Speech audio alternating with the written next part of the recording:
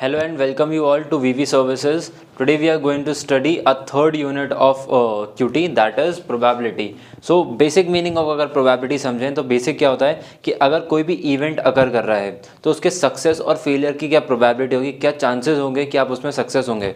For example as a management person अगर आप देखो, अगर आप कोई बिजनेस लॉन्च करने जा रहे हो या फिर कोई नया प्रोडक्ट लॉन्च करने वाले हो तो उसके लिए आप एक मार्केट में सर्वे करोगे और सर्वे करने के बाद आप ये फाइंड आउट करोगे कि उसके मार्केट में लॉन्च होने के बाद सक्सेसफुल होने की क्या प्रोबेबिलिटी है या फिर फेलियर होने की क्या प्रोबेबिलिटी है. जैसे कि अभी अब अगर हम देखें तो जैसे कि कोरोना वायरस चल रहा था, उसकी बहुत सारी वैक्सीन्स आई हैं, तो वैक्सीन्स के ऊपर जो ट्रायल्स किए गए हैं वो इन्हीं प्रोबेबिलिटी थ्योरम्स के बेसिस पे किए गए कि अगर हमने इन ट्रायल्स को लगाया, अगर इन वैक्सीन्स को हमने यूज़ किया तो मार्केट में जब वो आएंगे तो लोगों के ऊपर कितनी ज़्यादा एफिकेसी प्रोड्यूस करेंगे, कितने ज़्यादा चांसेज उनके सक्सेसफुल होने के. इसी को बोलते हैं probability. Let's understand some terminology related to probability. First is sample space. Sample space का मतलब क्या होता है कि अगर हम कोई भी इवेंट कर रहे हैं तो उसमें टोटल नंबर ऑफ आउटकम्स क्या क्या हो सकते हैं. फॉर एग्जांपल जैसे हम अगर एक कॉइन टॉस के बारे में बात करें तो एक कॉइन टॉस में या तो हेड आ सकता है या फिर टेल आ सकता है. सो इसकी सैम्पल स्पेस क्या हुई, 2, आइदर हेड और आइदर टेल. सिमिलरली अगर हम किसी डाइस को थ्रो करें और डाइस का अगर सैम्पल स्पेस देखें तो उसमें भी टोटल 6 नंबर आ सकते हैं, 1, 2, 3, 4, 5 और 6. तो ये इसका टोटल सैम्पल स्पेस हो जाए, इसके अलावा कोई और नंबर नहीं आ सकता है. सिमिलरली अगर हम डेक ऑफ कार्ड्स की बात करें तो एक डेक ऑफ कार्ड्स में टोटल कितने कार्ड्स होते हैं, 52 कार्ड्स होते हैं. सो 52 जो कार्ड्स हैं वो क्या हो जाएगी हमारे यहाँ पे sample space. Next is events. अब अगर मैं आपको क्वेश्चन पूछूं what is the probability of getting a head if a coin a toss, तो यहाँ पे हमारा टोटल सैम्पल स्पेस क्या था, हेड और टेल. और मेरा इवेंट क्या हुआ, जो मैंने क्वेश्चन में आपसे पूछा गया है कि किस चीज़ की मैं प्रोबेबिलिटी आपसे जानना चाहता हूँ. मैंने आपसे पूछा कि मैं प्रोबेबिलिटी जानना चाहता हूँ हेड की, तो occurrence of head is an event and head और टेल जो दोनों आ सकते हैं एक कॉइन के ऊपर, वो मेरा हो गया सैम्पल स्पेस. इवेंट्स अलग अलग टाइप के हो सकते हैं. For example an independent event और a dependent event. For example जैसे कि हम अगर हेड और टेल की बात करें तो दोनों कैसे हैं, इंडिपेंडेंट इवेंट हैं, दोनों एक दूसरे के ऊपर डिपेंड नहीं करते हैं. फॉर एग्जांपल जैसे मैंने एक कॉइन को अगर एक बार टॉस किया तो मे बी हेड आएगा, मे बी टेल आएगा. फिर मैं उसको नेक्स्ट टाइम कॉइन टॉस करूंगा तो वो डिपेंड नहीं करेगा कि पहले क्या आया था. ऐसा नहीं हो सकता कि पहले हेड आया था तो अब टेल आए, या फिर पहले टेल आया था तो अभी भी टेल आए. तो इस तरीके से दोनों इंडिपेंडेंट इवेंट्स हैं. एक बार जो इवेंट हो गया उसका नेक्स्ट इवेंट पे कोई उसके 100% चांसेस नहीं होते कि वो सेम रिपीट होगा.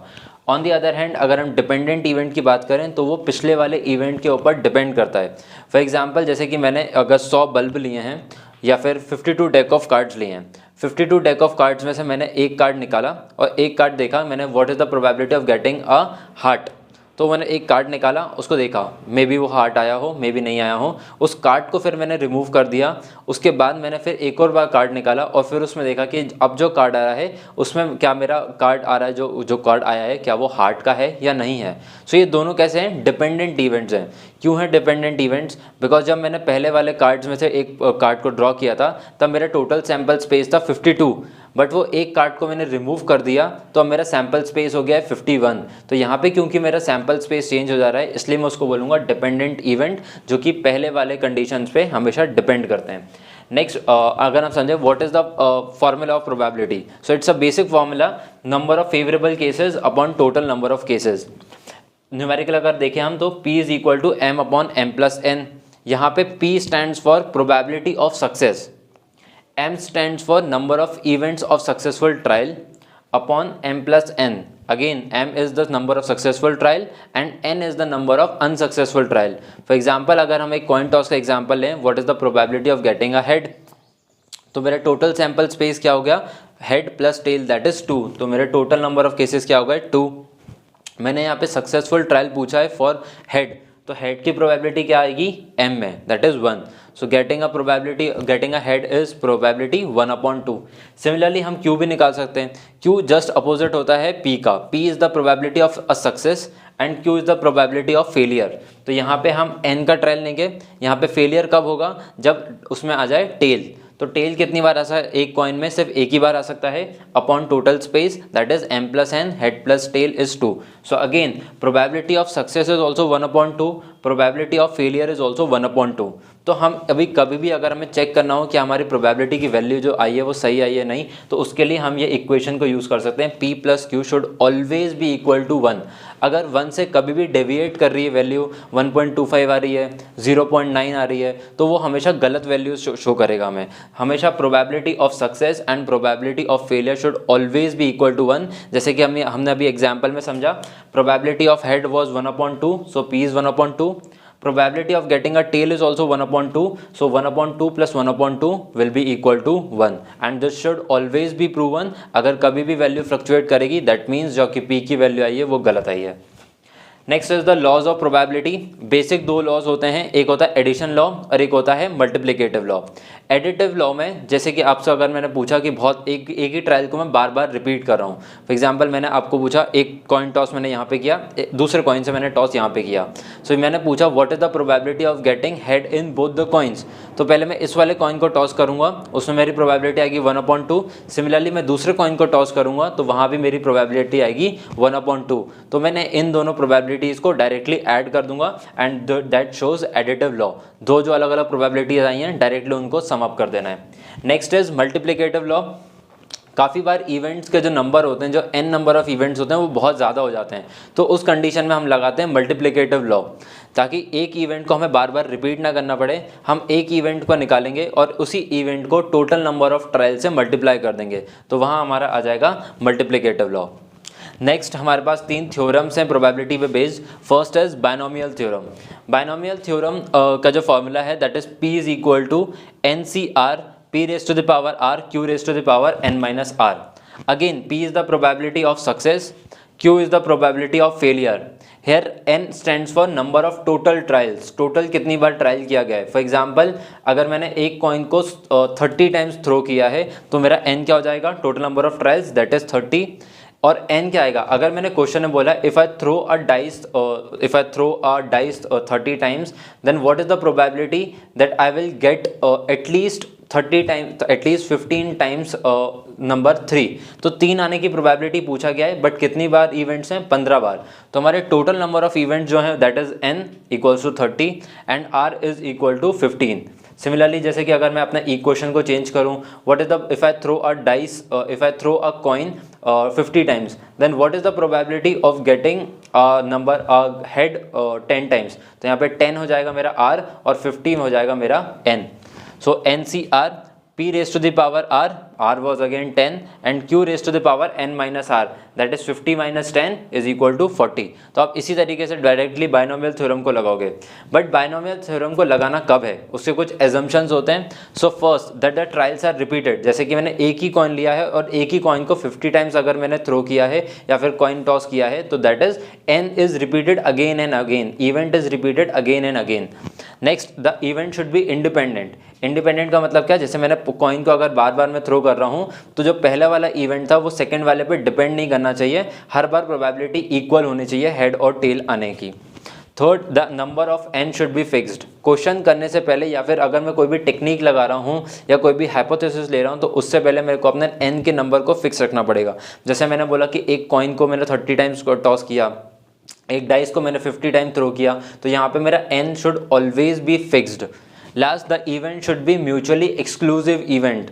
जो फर्स्ट टाइम पे इवेंट हो रहा था, जैसे मैंने अगर 50 बार रिपीट कर रहा हूँ तो वो म्यूचुअली एक्सक्लूसिव होना चाहिए, एक दूसरे से अलग अलग होना चाहिए। इसी का ऑपोजिट होता है म्यूचुअली इंक्लूसिव इवेंट, जहाँ पे जो सारे इवेंट्स होते हैं उनका जो इनकरेंस होता है, उनका जो इन्फरेंस होता है वो हमेशा सेम आता है। Next theorem is based on Poisson distribution.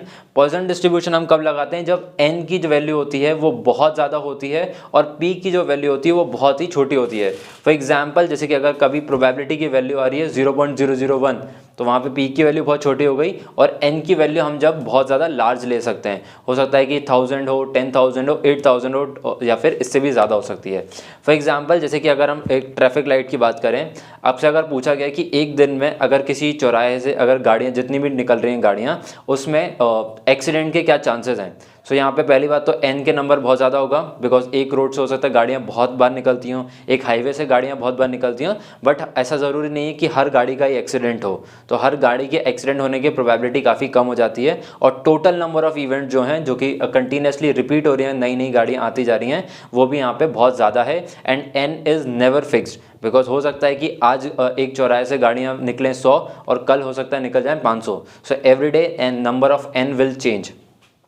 तो हम यहाँ पे लगाएंगे पॉइजन डिस्ट्रीब्यूशन। पॉइजन डिस्ट्रीब्यूशन का फॉर्मूला है Px। x यहाँ पे क्या है, जो हमने यहाँ पे r की वैल्यू ली थी, यहाँ पे वो x है कि आपको कितनी बार इवेंट में पूछा गया है। फॉर एग्जांपल में अगर मैं आपको पूछूं कि एक दिन में अगर एक दिन में 1000 गाड़ियाँ निकल रही हैं, तो उसमें से क्या प्रोबेबिलिटी कि 100 गाड़ियों का एक्सीडेंट होगा, तो जो 100 हो जाएगा वो मेरा क्या है, x की वैल्यू। सो यहाँ पे हम क्या वैल्यू निकालेंगे, सबसे पहले जो हमारे पास डेटा है उस डेटा का हम मीन निकालेंगे, जिसकी मीन वैल्यू होगी वो निकालेंगे। उसके बाद हम करेंगे exponential raise to the power -m। यहाँ पे जो एक्सपोनेंशियल है वो कांस्टेंट वैल्यू रहती है, दैट इज 2.03। अब वो हमेशा कांस्टेंट रहेगी। Raise to the power m, जो भी आपका क्वेश्चन में डेटा गिवन होगा उसके अकॉर्डिंग आप मीन निकालोगे।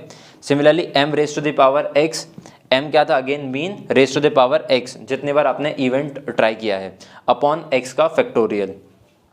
Next is normal distribution. Normal distribution generally कब लगा जाता है, जहाँ पे n का भी वैल्यू फिक्स्ड हो, p की वैल्यू भी फिक्स्ड हो, बट जो n और p की वैल्यू में जो डिफरेंस आ रहा है वो बहुत ज़्यादा नहीं होना चाहिए। जैसे हमने बाइनोमियल डिस्ट्रीब्यूशन में देखा, जो डिफरेंस था वो बहुत छोटा था।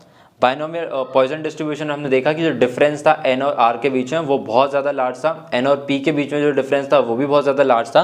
बट इन नॉर्मल डिस्ट्रीब्यूशन जो डेटा है वो बहुत ही कॉन्स्ट्रिक्टेड रहता है, बहुत ज़्यादा वेरी नहीं करता है। आप कितनी बार भी इवेंट कर लो, बहुत सारे अगर आप अलग अलग सैम्पल स्पेसेस लोगे तो उन सब का मीन जो आना चाहिए वो सेम आना चाहिए, और स्टैंडर्ड डेविएशन भी बहुत ज़्यादा नहीं होना चाहिए।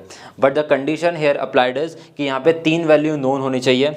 सबसे पहले उस डेटा का मीन नोन होना चाहिए, और डेटा अपने मीन से कितना ज़्यादा डेविएट कर रहा है उसका स्टैंडर्ड डेविएशन पता होना चाहिए, तब आप लगाओगे नॉर्मल डिस्ट्रीब्यूशन।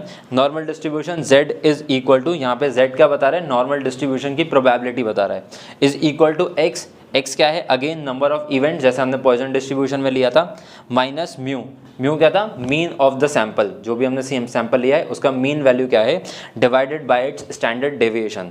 जब आप इस इक्वेशन को फॉलो करोगे तब आपको एक नॉर्मल ग्राफ मिलेगा।